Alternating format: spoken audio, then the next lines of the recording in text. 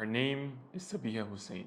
She's a doctor, a passionate advocate for women's empowerment, and the visionary behind Chai with Soul Unraveled, an initiative dedicated to fostering meaningful conversations and positive change in communities. In this episode, she'll be sharing lessons from her journey as a doctor and a community leader, revealing how she balances a demanding career with her passion for empowering others. You'll learn practical advice for starting impactful initiatives, insights on how empowerment programs can uplift entire communities, and the mindset needed to juggle diverse interests without losing focus. Dr. Sabia will also offer wisdom on marriage, personal growth, and how she has embraced the challenges of parenthood while staying true to her vision. Whether you're aspiring to make a difference in your community, seeking to break out of your shell, or looking for inspiration to pursue your passions alongside a busy career, this episode promises to leave you motivated and equipped to take meaningful steps towards your goals. Without further ado, I introduce to you Dr. Sabeeha Hussein.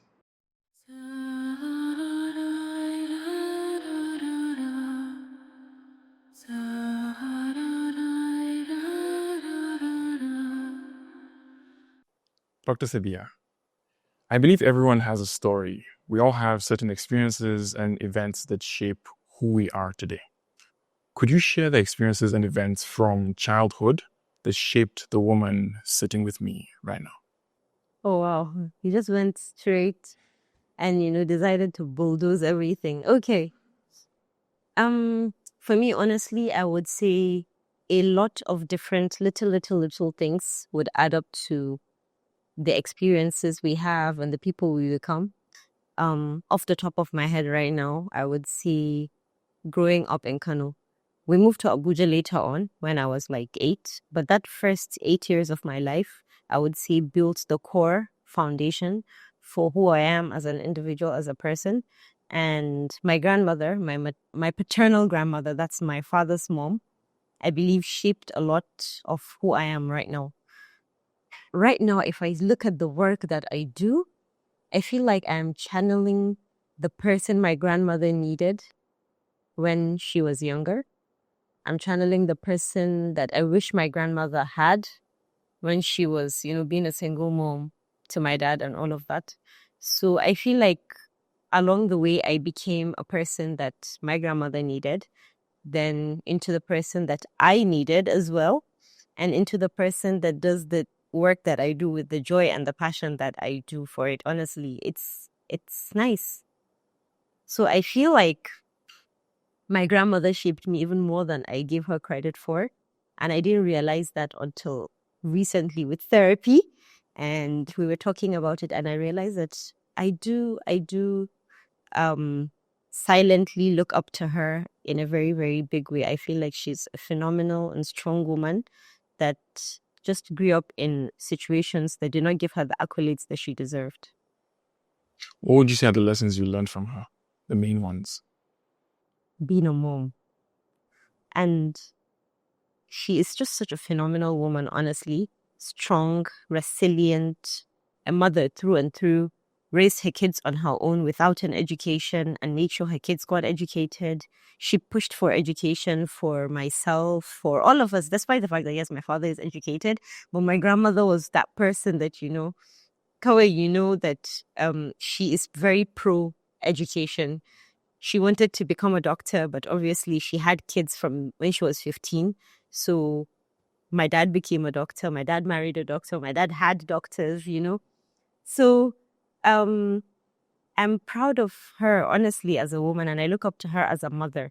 The way she took the role of motherhood and did it exceptionally well, raising 12 children on her own. It's mind-blowing to think about. Like, I'm barely surviving with one. Like, how did you do 12 on your own? And then, filling in the rules that, were never yours to fill in the first place. You were so young.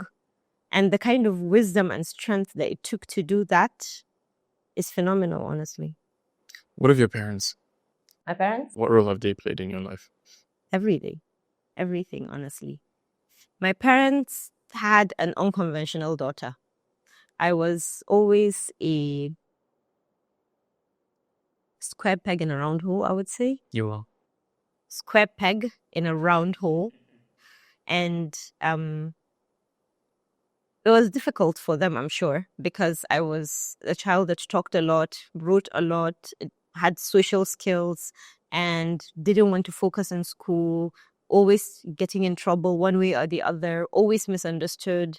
And they played a very big role in instilling all the soft skills and the values that I have.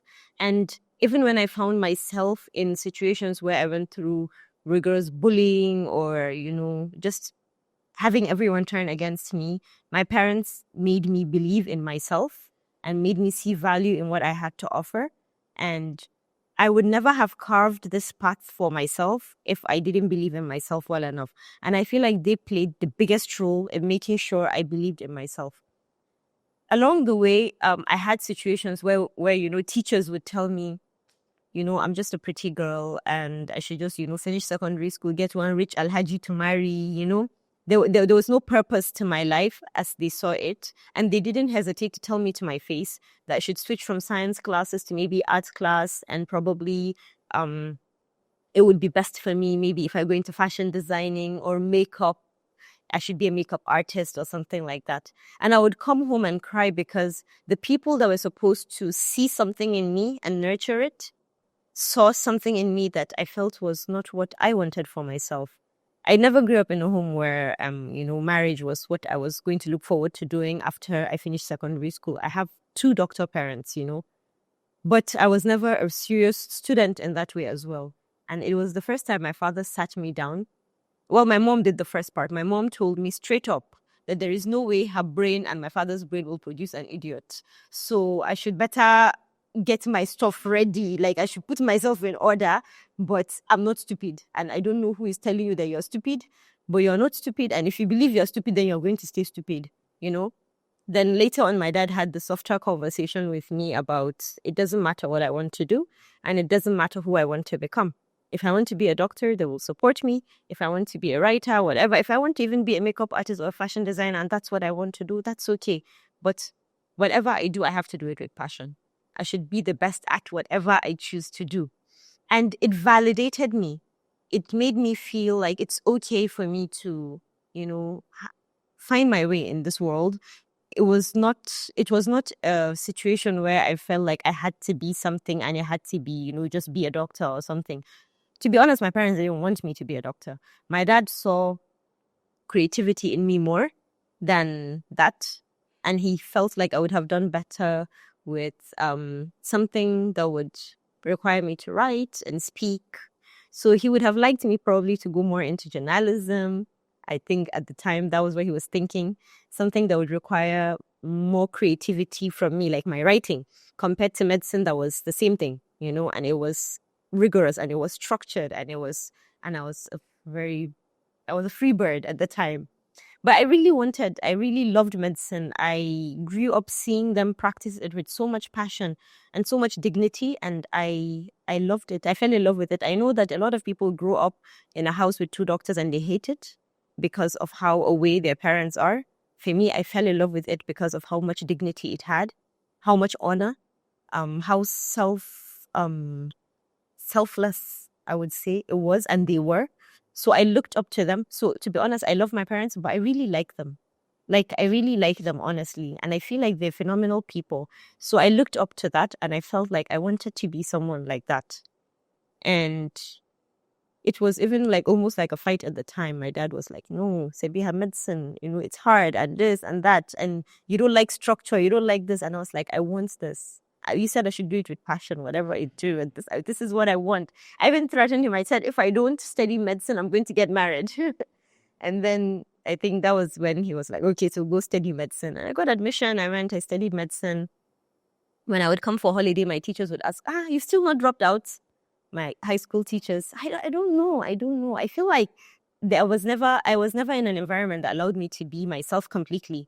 When I went to university, I was able to do medicine, but I was able to do other extracurricular stuff. While in secondary school, it's like you're a science student. You just have to be a science student.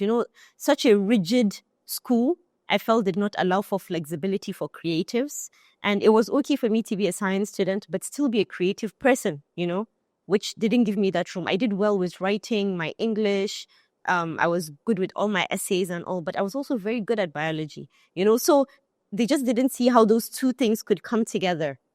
I feel like if I was in another environment, probably they would have, nurtured those individual things for me to thrive earlier than when I discovered it on my own.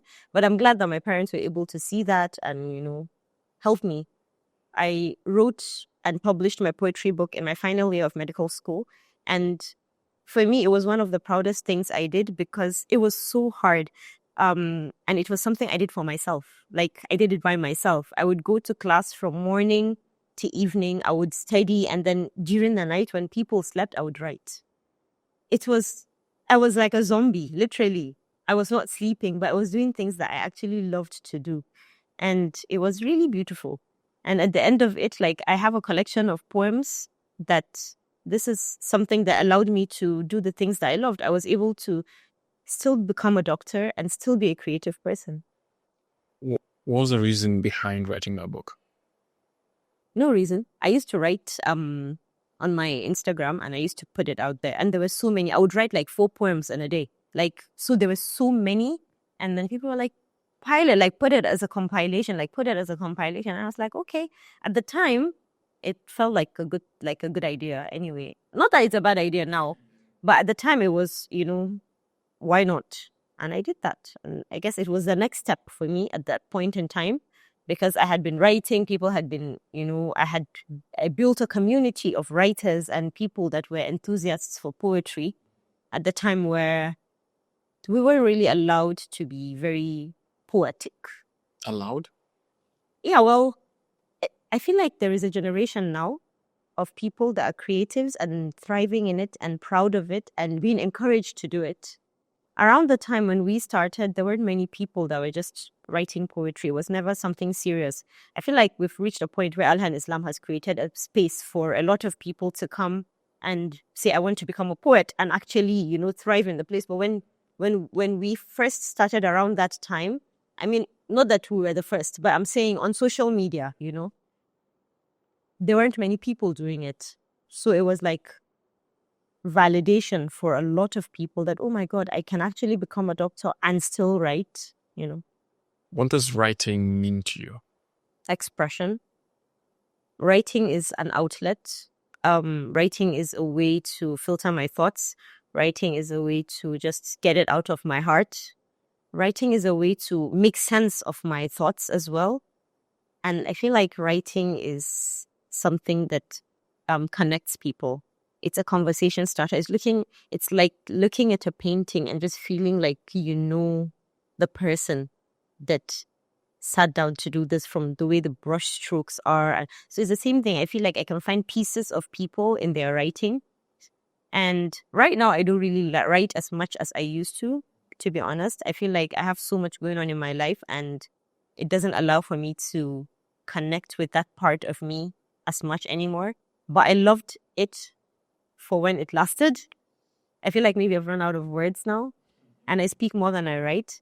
But at the time, it felt free. It felt like floating. It felt like I could go anywhere. I can be anything. I could just put myself in anyone's situation or in anyone's shoes and I would write. I would express myself. I would connect with people.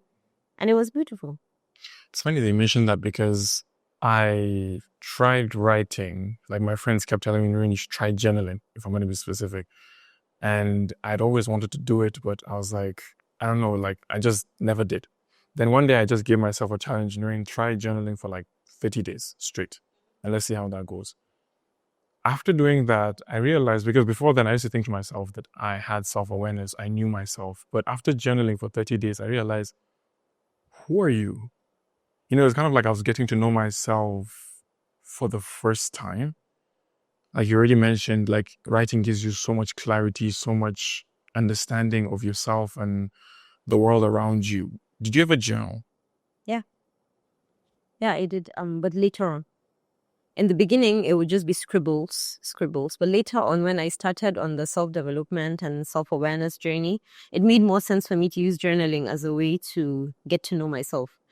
Journaling as a way to ask the difficult questions and to put them in paper. And it's easy for you to tell yourself in your head, and it's different to see it. staring back at you, and express it and make sense of it. Because what you write becomes reality in a way. And even things that I whisper to myself, when I put it in writing, I have to face those demons. So yes, I would agree with you when you say journaling gives you a new perspective of who you actually are. What got you on this path of personal development? I don't know. I feel like we all go through different things in life that brings us to a point where we know that they can be more. There is more. They can be more. I want better. This cannot be it for me.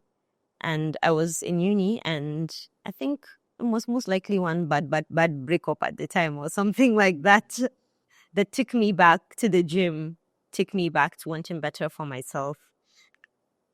It was a point where I felt very low. I was physically not where I wanted to be. I was overweight. I was not happy.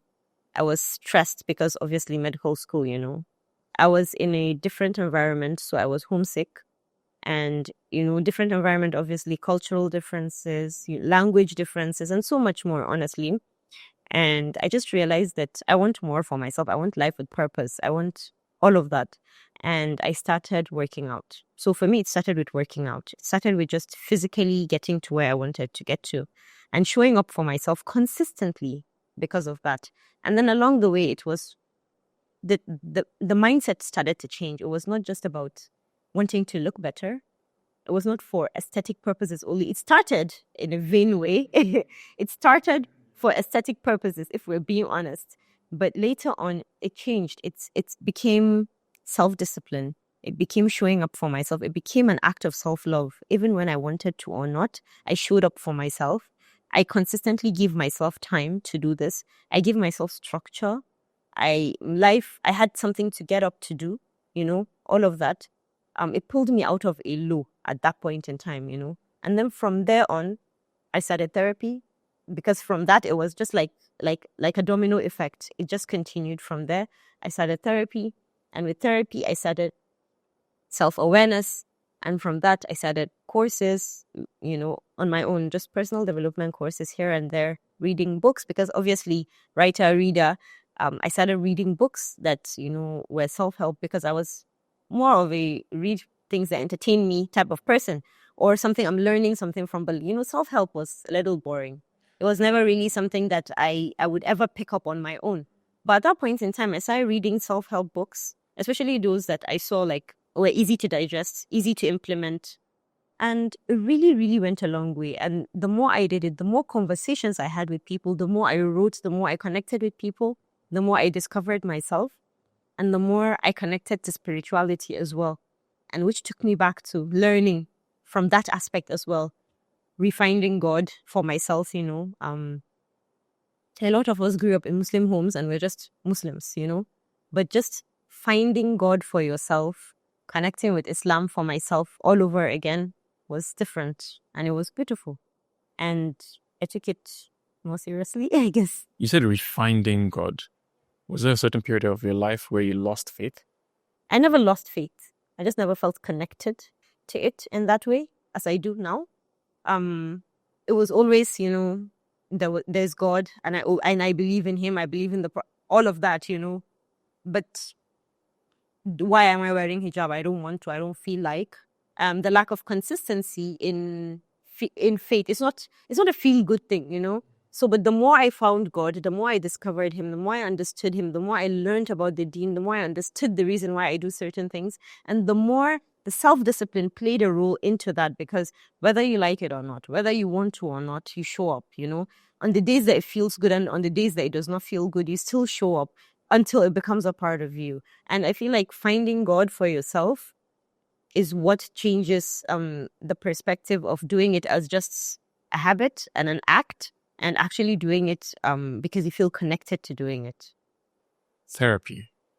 I feel there's a lot of stigma around people going to therapy, and even in conversations, whenever you say something that isn't smart, people just say you need to go to therapy because they just see you as someone that has a mental problem. What was your experience like doing therapy? I love therapy. I still do therapy. And I feel like therapy is something everyone should do, because you would never reach self-actualization reach your maximum potential until you're able to unlayer yourself completely.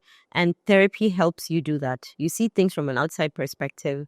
You see things from a professional perspective as well. And also, you are able to know better and then do better. And then if you do better, you become better, And for me, I don't want to just come into this world and leave because I occupied space and I left. I actually want to do and be the best at whatever I do. Not because I want to be the best, but because I want to do things with ihsan. I want to, whatever role I find myself in and whatever I'm going to do, I want to know that I put my best into it. And being my best mentally and being my best as in where I am at right now, I know that I wouldn't be able to do that without therapy. See, for example, just a conversation I had with a friend yesterday, and she was like, "Oh my God, Sabeeha, this changes my whole mindset." And I was like, "Yeah, I learned it 4 years ago in therapy." And it was just one thing I said. It was one sentence, literally. And she's like, "Oh my God, this is a whole game changer." And I'm like, if we all went to therapy, we will be having game changers every day, And to be honest, we'll reach where we want to reach.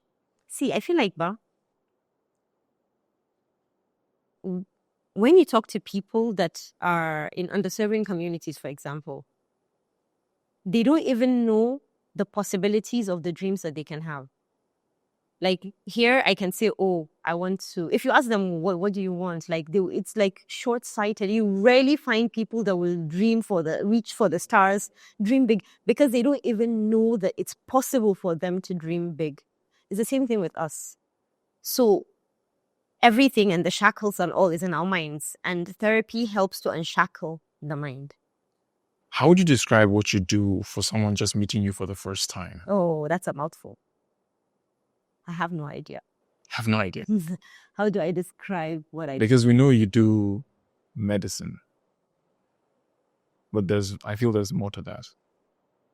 Not really. So I am completely multiple personalities, if we're talking about it in that way. Because when I'm a doctor and I'm just a doctor, right? When I'm an entrepreneur, I have a food business, I'm completely an entrepreneur, right? And when I do the work I do with Chai, I am someone that provides safe spaces for women. So these are 3 different, completely unrelated sides of myself, and they don't really merge. They don't really come together, you understand? So one thing I learned, and I think that thing that I talked about writing a book while I was in medical school, these are 2 things that are not related, but it gave me the possibility of why pick one when I can do them all? If these are different things that interest me, why do I have to only be a food business owner or only be a doctor or only be someone that provides safe spaces for women and, provides empowerment and all of that for women? Why can't I do all? And it depends on which setting you find me in. I will introduce myself in different ways. I wouldn't say, "Oh, I do this and this and this and this and this. Oh, my name is Sabeeha. Oh, if you meet me in a medical setting, I'm a medical doctor. If you don't meet me in a medical setting, I will not mention I'm a medical doctor. If you see me at a fair in Abuja, I am selling my food. It is food business related, and that's it. And you just know me as that person." So when I explain the work I do, it depends on which setting I find myself. Let's talk about Chai with Soul Unraveled. For someone who may have never heard of it, what is it, and what's your motivation behind creating it? When I first came back to Nigeria after I finished medical school, I have been away for 7 years, right? I just came for holidays here and there. I had friends that I made in Sudan that I left behind there. I had friends that were Nigerians, so when we came back to Nigeria, we're living in different cities in Nigeria, somewhere in Lagos and, like that. I didn't really have friends anymore in Abuja. And I felt a need for just community, safe space, just a place where, women can hang out and just be themselves, right? And I tried to find such spaces here in Abuja, and I realized there wasn't any. There wasn't any space that I would say that accepted different sides of me. I noticed that there was spaces for non-Muslim women, but when I went there, I didn't feel seen. because there are some peculiarities that makes us who we are as Arewa women, as Arewa Muslim women, even I would say, because I've met Muslim women that are not from the north, that we're a bit different, right? Our culture plays a very big role in how we are. So I just felt like there was a gap. And there is a need, because there are a lot of women that would have very mediocre conversations with their friends and they will never go beneath that. They would never connect. There's no vulnerability. There is no safety in the spaces. So I decided to start something like that. So it first started with just creating safe spaces for like-minded women to come together to just grow and become better versions of themselves. So it would be a group of women coming and we'll talk about different things, and a different event has a different topic, you know. And then from that, I grew from that, and I realized that we had a lot to unlearn. For us to be better, we had a lot to unlearn because we were being held back by certain things that might not necessarily be right. So it became more educational, where we unlearn, where we learn, and we do better, you know, just changing ourselves, because, you know, change starts with us, obviously, because I know how my life changed when I started, you know, self-development and working on myself and all. So I could see that potential for a lot of women, but they just didn't even know that there was work to be done. They didn't even know that it's a possibility for them to do that. And that was how we started Chai. Then from that, I felt the need to do more. And going back to my grandmother's story, I realized that if you go back to, you know, underserving communities and places where people are not doing so well financially and all, there's a gap that needs to be filled with women occupying space, with empowerment of women. A lot of the issues a lot of women are facing in our communities brings it back to poverty. And how can we make a difference with that? It was when we thought of starting the Chai outreach programs. Then we will take young women and train them and empower them and, you know, give them capital to start their own businesses like that, just so that even when they do get married and when they do have children and all, they're more in a more financially stable place. They're in a more financially independent place, in a position of more power and in a position of more say for themselves, for their lives, for their children. And honestly, it doesn't even have to be in a big way, but basic things. You go to hospitals in Kano and you see how children are dying because of lack of access to healthcare. And it comes down to poverty. They didn't bring them to the hospital early because there was no money to bring them to the hospital. So these mothers, if they had small businesses that they could be able to afford certain things for themselves, for their children, it would improve their qualities of life, right? So that was one of the reasons why we started doing the Chai outreach projects. And Alhamdulillah, we've been able to build up on that, reach more communities, and hopefully we'll be doing more and more and more of it. So it's basically like our corporate social responsibility to just do the little we can for the women in our communities that cannot afford the things that we afford, that don't have the privilege that we have. Let's assume there was a young girl listening to this podcast right now, and she also wanted to start her own initiative, her own programs for women. What's your advice to her? Well, it depends on how young, it depends on what, it depends on how, but I would tell her to start with herself. A lot of the times we have big dreams and we have passions and we have things that we want to do and we feel like we have enough to give, but a lot of the times we're not prepared to do it. We don't necessarily know enough to do it. That's why when I started Chai, and I still call experts to come and do it, I host the space, but I bring people that are experts in their own field. A lot of the times people bring others together and they speak. They're the ones teaching. And for me, as someone that constantly loves to learn, I'm just hearing myself talk and I'm not hearing anything new. These are things I already know. And that's why when I bring a professional, I'm learning along with all these women that are learning something. So if I have been doing Chai for the past 5 years, imagine how many events I have gone to. I've attended all my Chais, all the events I've gone to, and all the things that I have learned from all these events and heard all these speakers talk about, and the conversations I've had and heard from all these women that I host, compared to being the one that comes and talks and they all listen, you know? So I would say that the person needs to go back and build themselves. That's one. and go back to the core, to the drawing board about what they want to do, why they want to do it, what's the aim, what's the purpose, what's your vision, what's your dream, and how are you going to achieve that dream? What are the main lessons you've learned after doing these programs for as long as you've done them? Number one, women need space. Like, we need to hold space for each other. No matter how many times we talk about safe spaces, it's not enough. We need more and more and more safe spaces for women. Secondly, we are humans. Humans are supposed to be, community creatures. We need community, and communities play a very, very big role. Like, if I tell you how much people are thriving in communities, good communities that actually serve us, it would honestly change our lives, because it takes a village to do a lot of things, right? So this is us creating our own villages. Thirdly, you are not emotionally intelligent until you actually do the work to become emotionally intelligent, right? You can be the best version of yourself if you put in the work to be the best version of yourself. If you show up for yourself, you love yourself the way you love your child, your mother, your spouse, show up for yourself, because you cannot give from an empty cup.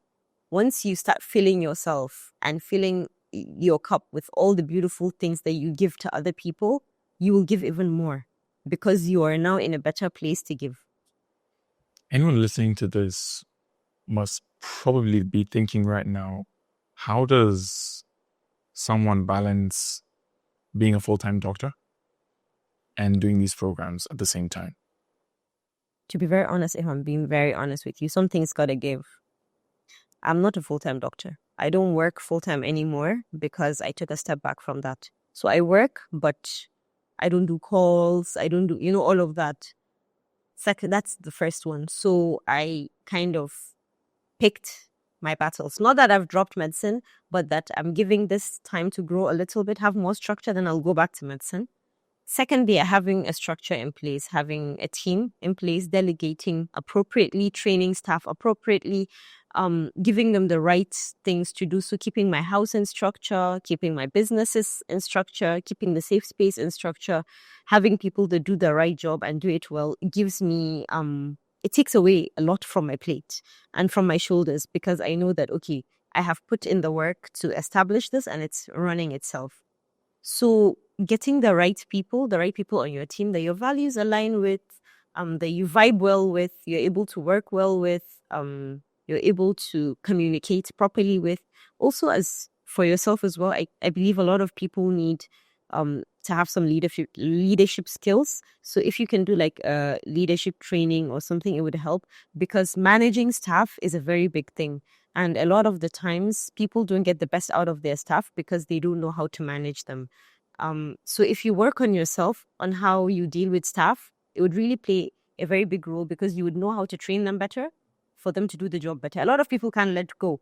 They're like, they're not doing it the way I want it, and all of that. It means you're not hiring them right, or it means you're not training them right, or it means you're not giving the instructions right, stuff like that. So leadership skills for yourself would really go a long way in helping you manage all these things. And to be very honest, a good support system helps. I believe in building communities and villages and all, and I have a good village, mashallah, and I lean on them. I depend on them in certain ways. They hold me up in certain ways. I ask for help and I accept help when I need it. And a lot of the times they keep praising us as superwomen and all of that, and we keep allowing it to get to our heads that we can do it all on our own. But no, we cannot do it all on our own. Something has to give, and a lot of the times is your mental health. A lot of the times is your you sacrifice yourself to do all of these things. And I don't want a situation where I sacrifice myself to do all these things. So I actually ask for help and I accept help when it comes my way. And a lot of prayer and the grace of God, to be honest. A lot of prayer and the grace of God. It's everything. A lot of the times things are looking bleak. I pray about it. To be honest, faith goes a long way. Faith helps.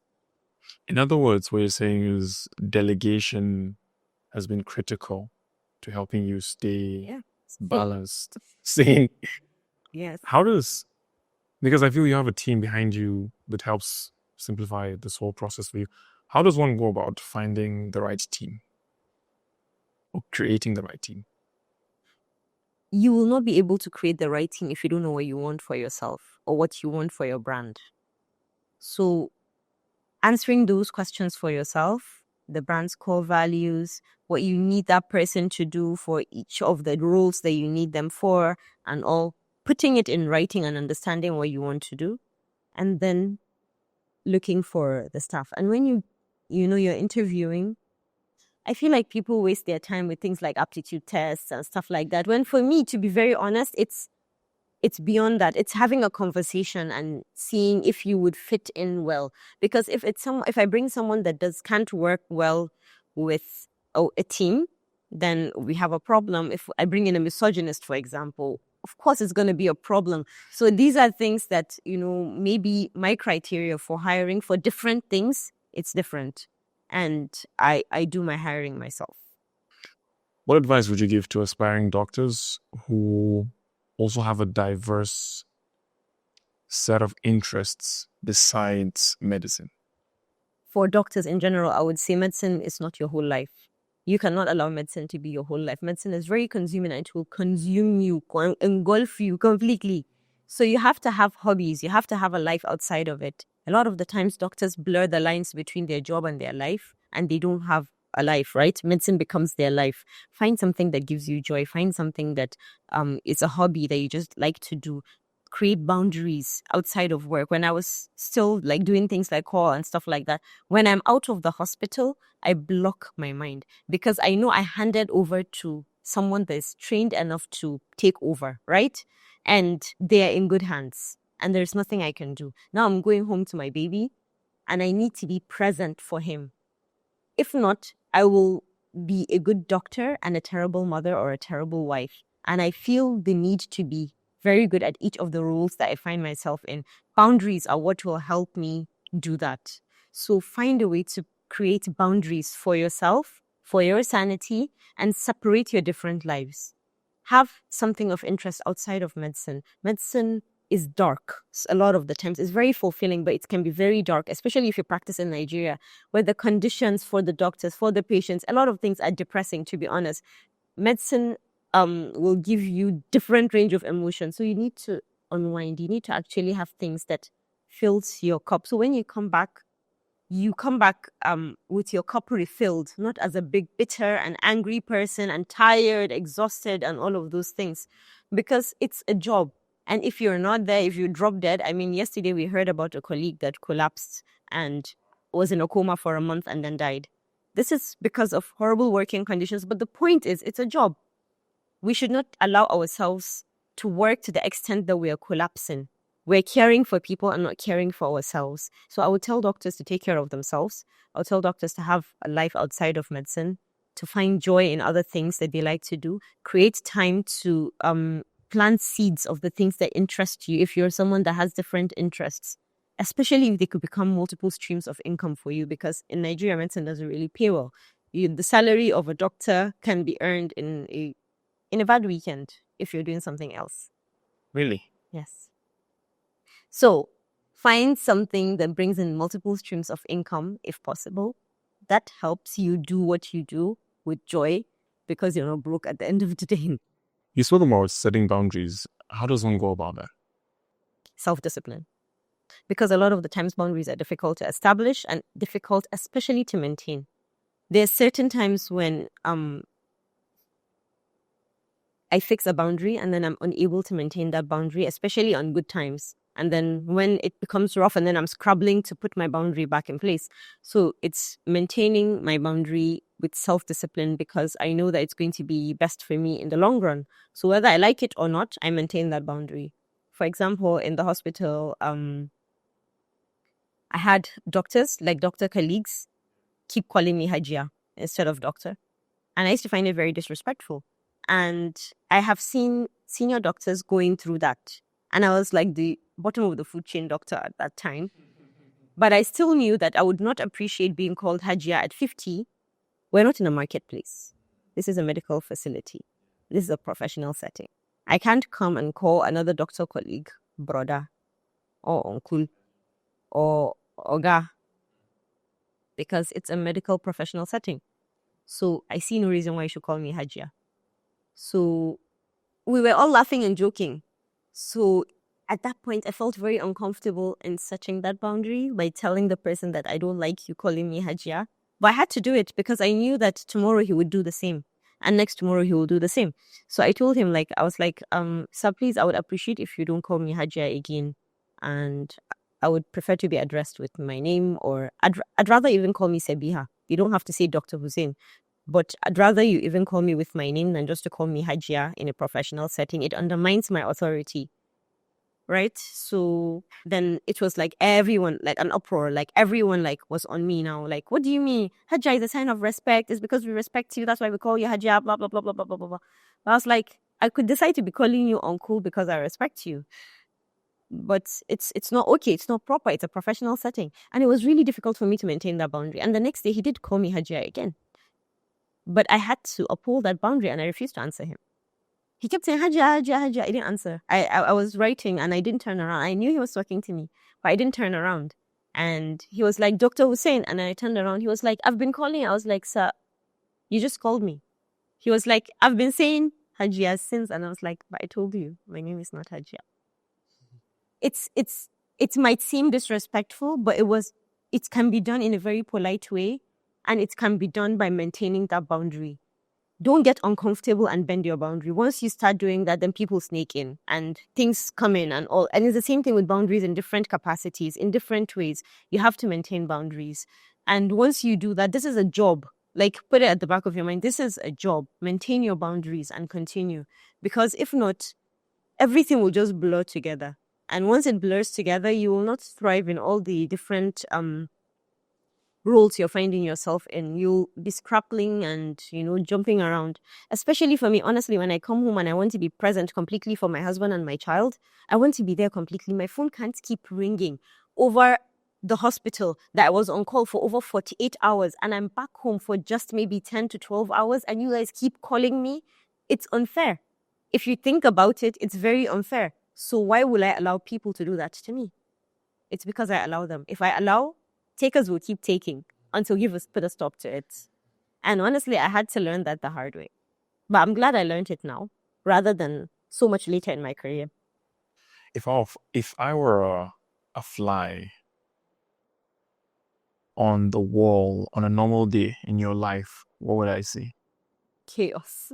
A lot of up and down, a lot of up and down, organized chaos. But there will be a lot of things. I can be doing multiple things at the same time. I am very capable of multitasking. So that fly will be confused for a while. What is happening? What is she doing? I thought she was cooking. What's happening now? Why is she typing? But a fly would definitely see that I know that I'm a very hardworking woman. And I know that I'm doing my best in different capacities that I'm finding myself in. I know I'm trying. I know I'm resilient. And I know that it will pay off in the end. So I believe that fly would learn a lot at the end of that day. So it's kind of like chaos you enjoy. Chaos I enjoy. And chaos that's necessary for now at the point in which I find myself in. And there are a lot of places and things that we will do that we might not necessarily enjoy, but it's for the greater good. And that's where self-discipline comes from. We don't just do things that we enjoy or things that we like. We do things that would benefit us. We have to later on, right? So certain things that I do now, I don't enjoy doing, but I know I'm setting a foundation for something else. And that something else is the goal. And there are certain things that I enjoy doing. There are certain things that I would work till 12 a.m. doing. And I'm happy doing it. And that's where boundaries still come in, because I have to put down the phone or my laptop or whatever I'm doing to go to bed, because, that's another boundary. If not, just because I'm enjoying the work I'm doing does not mean I should keep pulling all-nighters, But yes, I enjoy doing a lot of the work I do. Some of them I don't enjoy doing, but I know I will be happy with the work I'm putting in now in the future. January 2020 was a special month for you. Yeah. That was the month you got married. In what way or in what ways has your life changed ever since? So for me and my husband, honestly, I've known my husband for a long time. So we've been together 10 years now. January 2020 to now has been 4 years. We've been married 4 years. So honestly, I feel like I know him very well. And it felt like just a continuation of that with him. In certain ways, different, because obviously responsibility of marriage and all of those things. But in a lot of ways, it just feels like doing life with your best friend. Life has changed because of life, not because of the person that I'm doing life with. I don't know if that makes sense. Life throws curveballs your way because life is life, and tests happen and things happen to us. But other than that, honestly, it just feels like doing life with my best friend. And I'm really happy and glad that I'm doing life with him. And if I had to choose it all over again, I would still do life with him again. You got married to him just before COVID started. Just before COVID started. What was that like? We got to bond in a different way. COVID was crazy. Obviously, we both got COVID also at some point, especially towards the end of the year, because I was working at that time. But before then, when the first lockdown happened, we were just locked in at home. And as I said, it was like doing life with my best friend. We were not really in each other's. We would spend quality time together, and then we'll spend quality personal time away from each other. Like, I have my domain in the house, you have your domain in the house. He would do his thing and I'll do my thing. And then together we'll do our thing together as well. COVID helped us settle into married life in a different way. It was peaceful.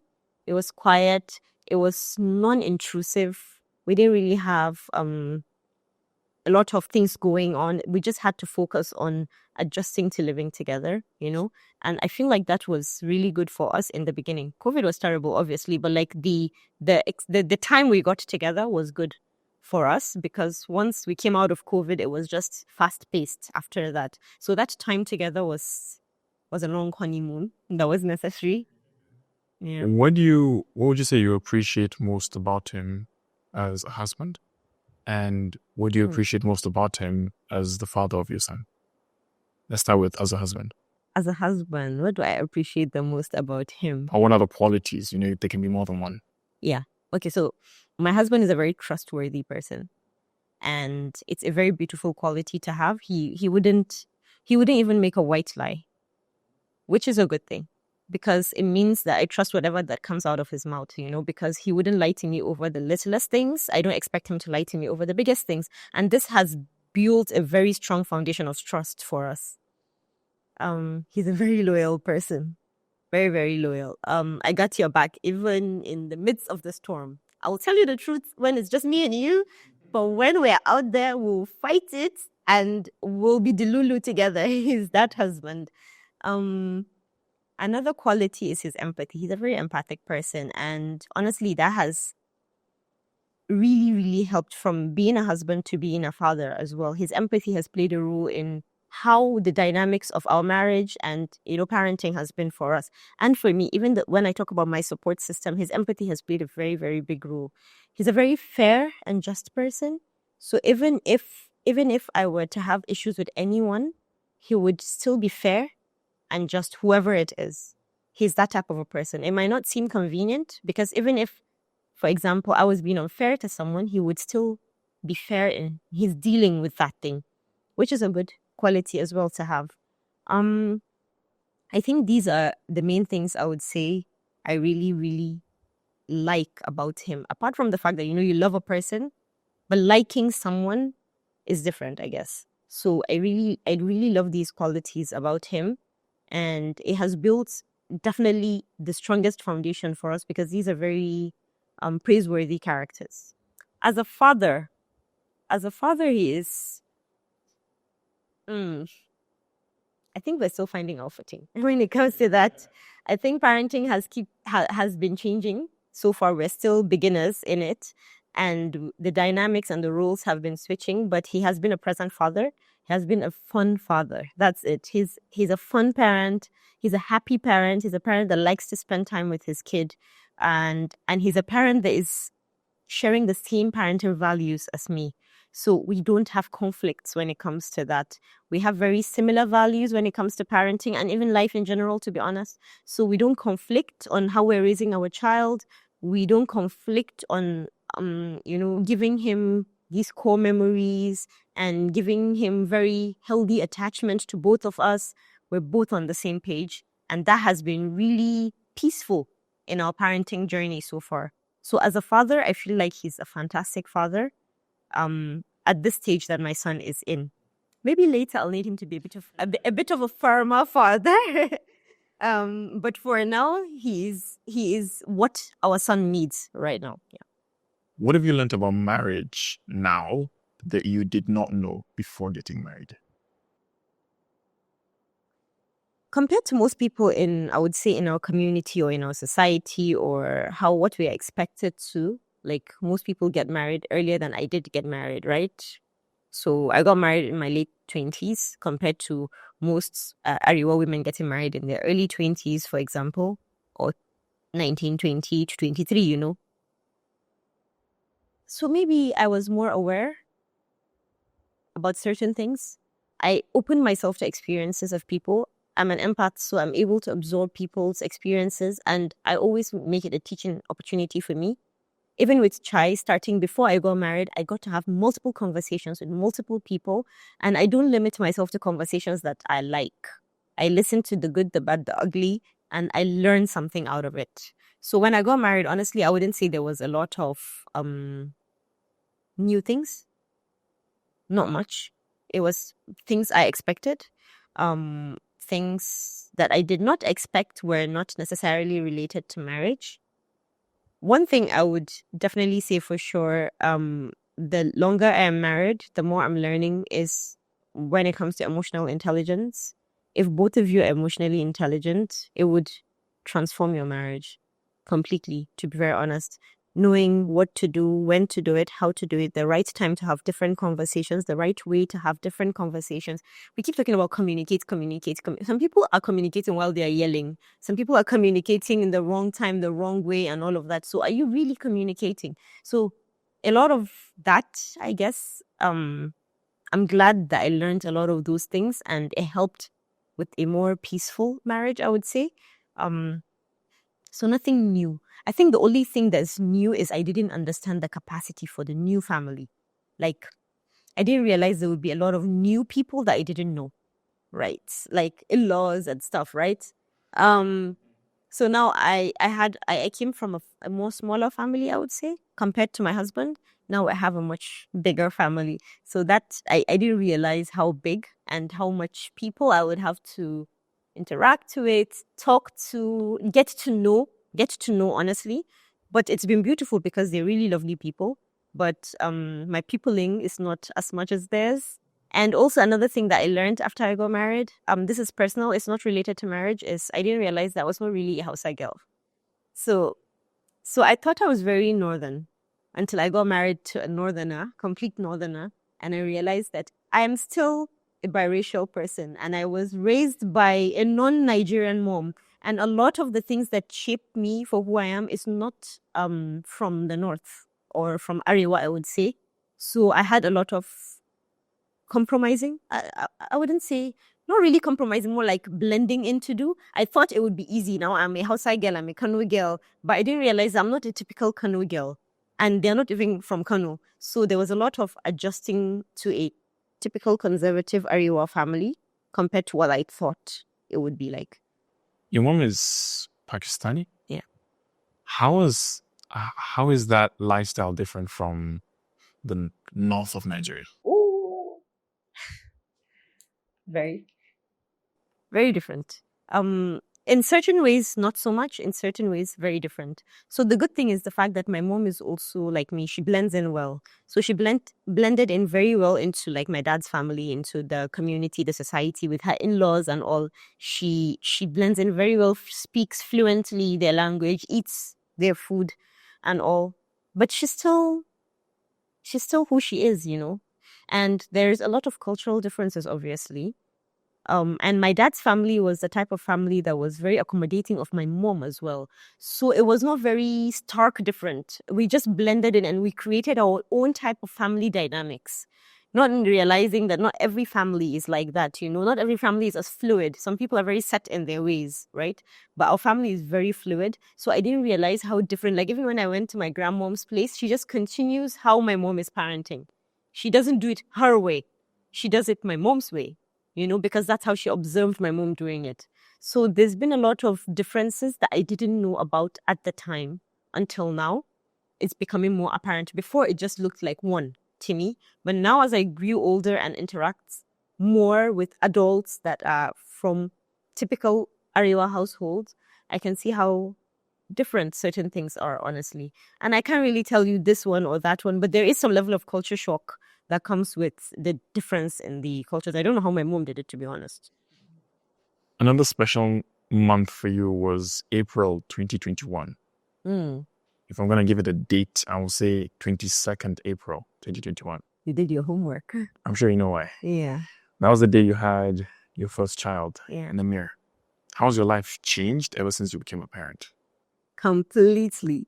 So, with becoming a parent for me, I feel like this is my favorite phase so far in my life. Like, my life is a book with different chapters, and this is my favorite chapter. I love being a mom. Like, I absolutely love being a mom. I love spending time with my child. I like him, honestly. His personality is very mine. He's like copy paste. He's very mini me, even though he's a boy, but he's, but I enjoy spending time with him. I enjoy discovering things about myself through him.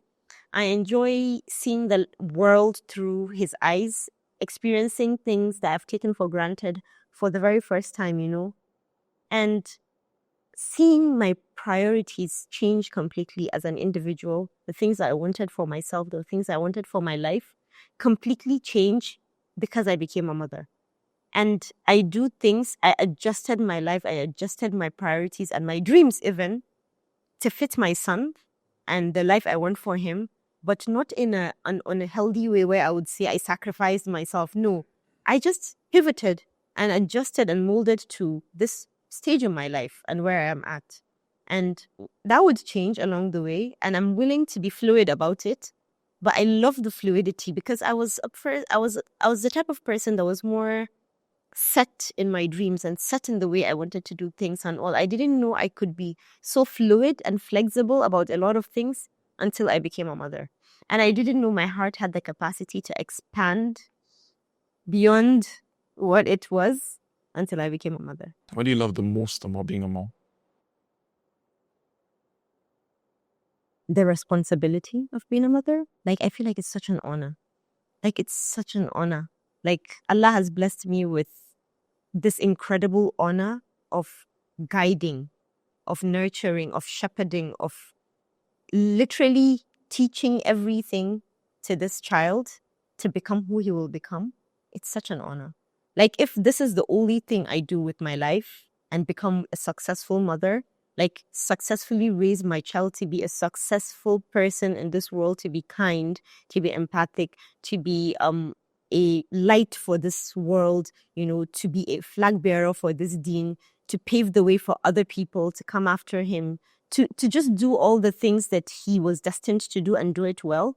I feel like I have achieved what I came to this world to do. I've left my mark in the world, and I feel like a lot of the times we underrate, underscore, undermine the role and the value of mothers. And I wish mothers also would not look down on themselves like, oh my God, my life has changed. Everything since these kids came, I have stopped doing this and that and that. And it's okay. You're a mom. Right now, you're everything that they need. And things will change. In a few years, honestly, this is just going to be a story, right? And you can go back to a lot of things. I know that a lot of women sacrifice their careers to have kids, but it's okay to enjoy it instead of resenting it. And it's one of two things. It's either we like what we are doing or we hate what we are doing, but either way, we still have to do it. So I choose to love it. I choose to like this phase of my life. And I feel extremely honored, honestly. What is something you're most proud of, either as a mom, wife, friend, sibling, but a lot of people don't know about you? Maybe as a wife. Mm-hmm. As a wife, I have had to adjust my whole life around a lot of things in my marriage that people don't know about, and it's not my story to tell. And it makes me proud of myself because I didn't think I had that capacity before. But now I feel honored, as I said again earlier. I feel honored that Allah chose me for this role, to do this and to do it well. And a lot of people might not understand that, and it's okay. Our lives are ours to live, and the choices we make are ours to either like or not like, to experience anyway, either way.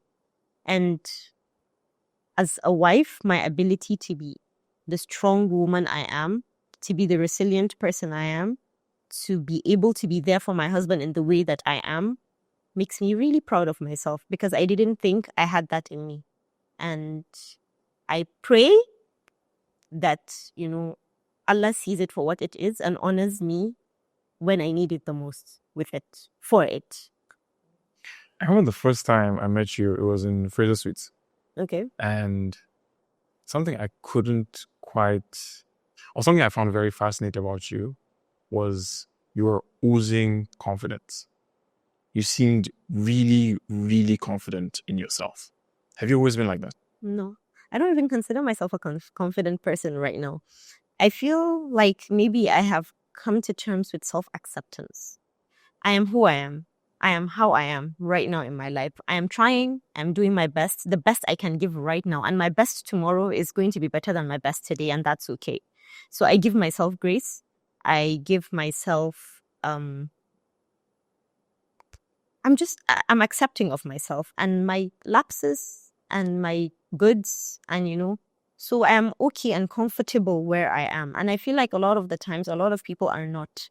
And that's where the lack of confidence comes in, because we're either trying to be someone or we're trying to reach a certain place for us to be confident, or we're looking down on ourselves over something. We have a chip on our shoulders, or we're feeling like, an inferiority complex over certain things. I am who I am. I am the way I am. I am where I come from. And all of that makes me who I am. And it's okay. I don't need to fit on every table. I don't need to have a seat on every table. And that's okay. This is what I bring to the table. Sometimes I bring the whole table. Sometimes I don't bring anything. And that's okay as well. I just extend more grace to myself than I did before. And that level of self-acceptance, giving myself the same grace I would give a loved one, holding space for myself as much as I would for you or for someone else I care about. I feel like maybe that's what comes off as self-confidence right now. For someone who struggles to accept themselves, because you said that's the source of your confidence, what advice would you give them? Go back to start liking yourself. Write the things you like about yourself. And write the things you don't like about yourself. And start doing the work to refine the things that you like about yourself and make them even better. And the things that you don't like about yourself, start working on them one by one and then keep ticking them off. If you lie a lot, maybe it will be time to start reducing how much you lie. For example, these are little things that when you don't accept yourself, usually a lot of the times is because you don't like who you are right now, or you don't like where you're at right now, and change that. It's very okay for us to wake up one day and decide, I'm doing different from yesterday, and you can change your life any day you choose to change your life, at 50 even, it doesn't have to be at 18. It can be at 50. You just have to decide that you are ready to do that, right? So start working on yourself, and then start being kinder to yourself. Sometimes we're so self-critical, and it's self-critical that becomes self-sabotage even, because you're not even being fair to yourself. You're putting unrealistic expectations on yourself. I can't wake up and say I want to make 10 billion by tomorrow and then be upset that I failed. I set myself up for failure. I didn't even have what it took to make 10 million by tomorrow, for example. So why would I expect 10 billion from myself? So unrealistic expectations on ourselves. Be realistic with yourself. Treat yourself like you would your loved one. I always start with that. Like, my best friend, if she did this, how would I handle it? That's how I'm going to keep reacting to myself. I'm not going to keep beating myself up over things that, it's just human.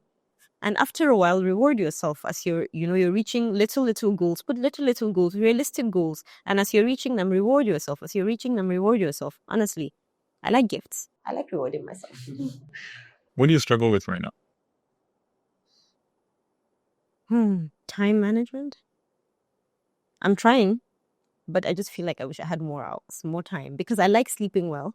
But I also want to have more time to do certain things. Another thing I'm struggling with right now, which is related to the time management, is showing up for myself physically. Right now, I'm back to where I started when I talked about being overweight, beyond the weight that I'm comfortable being. And I want to lose weight and I want to be more healthy for myself. I'm growing older, and my body is telling me we're aging. And it's acting out. And I feel like I need to start taking care of that body. But I don't have the time. And I need to create the time before it creates it for me. So just creating time to take care of my body is something that I'm struggling with right now. It's been really difficult to just create time to work out, create time to eat healthy, meal prep and all. I don't have time. I just have time to eat. Okay, so whatever is available, I'm going to eat it, So that's one thing I'm struggling with right now, honestly. Top of my list, to create time for my physical health. What's taking most of your time? Doing multiple things at the same time is taking a lot of my time, to be honest. And I keep saying, my schedule clears up after this is time. And then it does clear up and then it gets busy again. So I want to just put a structure in place where I have things that I don't compromise on, and things like my physical health being one of them. Yeah. Throughout your journey, to getting to where you are today, do you have a favorite failure, one that has been imperative on your journey to achieving the success you have right now? A failure that you feel that if this didn't happen, I wouldn't be where I am today. Yeah. So when I finished medical school and I came back to Nigeria, I was supposed to write the MDCN exam, which is like the Medical and Dental Council of Nigeria, the exams for licensing exams to practice medicine in Nigeria. So when I came back, and it was like tunnel vision. Oh, Sabia, you finish medical school, straight MDCN, pass, bam, go, house job, finish, NYC, finish, residency, straight. Like my life was like a checklist. And that was the direction that I had for myself. Maybe along the way, slot in, get married, continue, like that. Maybe have one kid, continue, like that. So when I came and MDCN did not allow me to write the exams, it halted me. And that was one point in my life where all my friends went ahead, and I was the only one left behind. And it's kind of halted my momentum. And it was difficult for me at the time because they held me back over a year. And it was difficult for me at that point in time. And that was when I started Chai. So I feel like Allah redirected me. Because if I had continued on that path, I would never have had the time to create something like this. I would never have thought to create something like this. I felt the need for a community because I was without any purpose at the time. You understand? I wasn't focused on something. I was in limbo. And that was why I was grappling for the things that I was. But there are a lot of women in that situation where they're looking for that thing that I was looking for at that point in time. But I would never have known about that if I was not in that situation. So that was one point in my life that was difficult, but it was a very big blessing in disguise for me. That was when I discovered Chai. And Chai has been able to help a lot of people.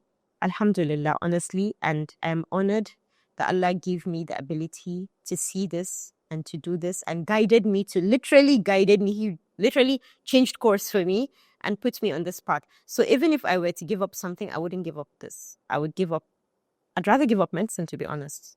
You'd rather give up medicine? Yes. Than give up the work that I do with Chai. And what advice would you give women in that limbo situation right now? Take advantage of the time you have to make the best out of it. You can either have a year that went by doing nothing, or you can have a year where you built your skills in certain ways, in different ways that could be outside of what you could be doing. It's okay. It's okay. Like you can have a year like a gap year, and you could use it to even do a master's or something. It's okay. for us to have break in transmission. And it's okay for us to build other skills, that are outside of what we thought we would be doing or what we would want to be doing. But don't waste it. Always take advantage of the time. Even if it's by, increasing your vocabulary in another language, even if it's by reading more books. You were able to read 100 books this year because you had free time. It's something. It cannot be a waste of 100 books. It cannot be. You've definitely learned something, So build yourself in one way or the other. Learn something. Start something. People start businesses with less. When you were much younger, what's something you thought would bring you happiness that didn't? Money. I mean, I thought that when I was young, you mean when I was younger, something that I thought would give me happiness now, but it doesn't really. But it didn't bring you the happiness you expected.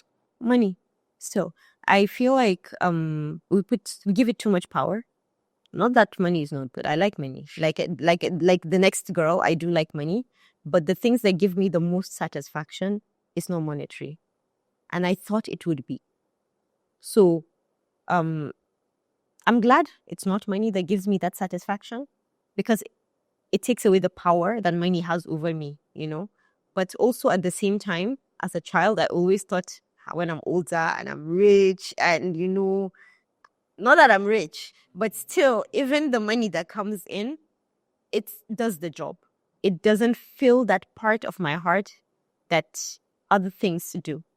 The satisfaction of helping humans and making someone see light when they thought it was bleak, or literally helping change someone's life in a way, it's different. What are your aspirations for the future of chai?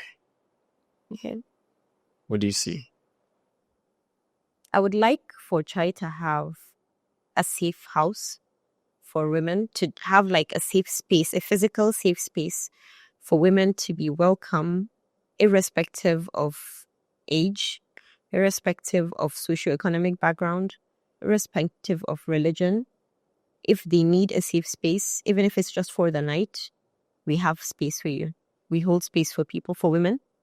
We'll be able to provide empowerment for women that need a change in their life.